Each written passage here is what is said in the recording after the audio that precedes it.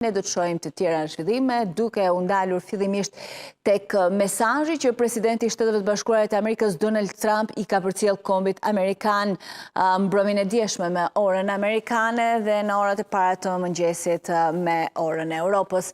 Shtetet e Bashkuara do të kryejnë sulme agresive ndaj Iranit gjatë 2 deri 3 javë të ardhshme dhe janë pranë përfundimit të objektivave kryesore strategjike në luftë, u tha Donald Trump kombit amerikan në fjalimin e mbajtur në Shtëpinë e Bardhë. Duke ju drejtuar kombit, Trump tha se ushtria e tij kishte arritur fitore të shpejta, vendimtare dhe dorëmuese në fushën e betejës gjatë 32 ditëve të sulmeve ushtarake dhe se Irani nuk përbën më një kërcënim për sigurinë.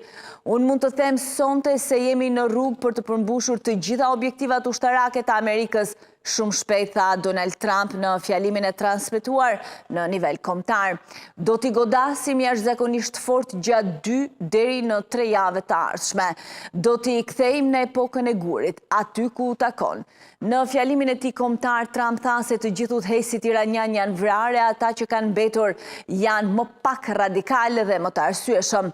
Presidenti shtoi se nëse nuk arrihet një marrëveshje, Shtetet e Bashkuara do të vazhdojnë të godasin të gjitha centralet elektrike iraniane, në të njëjtën kohë dhe vendi ka shmangur që të sulmojë rafineritë e naftës për të mos shkatruar mundësinë e ripërtëritjes së Iranit. Ai gjithashtu vuri në dukje se objektivat bërthamore iraniane janë goditur keq rënd nga bombarduesit B2, se do duheshin muaj për t'u afruar me mbetjet bërthamore. Trump vlerësoi gjithashtu operacionet e Shteteve të Bashkuara dhe aleatëve në rajon, duke përmendur Izraelin, Arabinë Saudite, Katarin, Emiratet e Bashkuara Arabe, Kuvajtin dhe Bahreinin dhe u shpreh se objektivat strategjike kryesore po afrohen drejt përfundimit.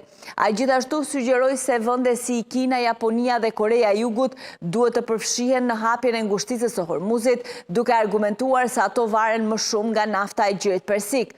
Trump përmendi se qeveria iraniane ka refuzuar oferta për diplomaci, duke detyruar Shtetet e Bashkuara të urdhërojnë sulme mbi objektivat bërthamore iraniane vitin e kaluar dhe gjatë përleshjeve me Izraelin, dhe theksoi se Irani ka qenë gjithmonë kërcënim me armë bërthamore dhe dhunë terroriste në rajon. Ky fjalim vjen në një moment të tensionuar ndërkombëtar, ndërsa konfliktet rajonale dhe pasojat diplomatike vazhdojnë të sfidojnë marrëdhëniet transatlantike dhe sigurinë globale.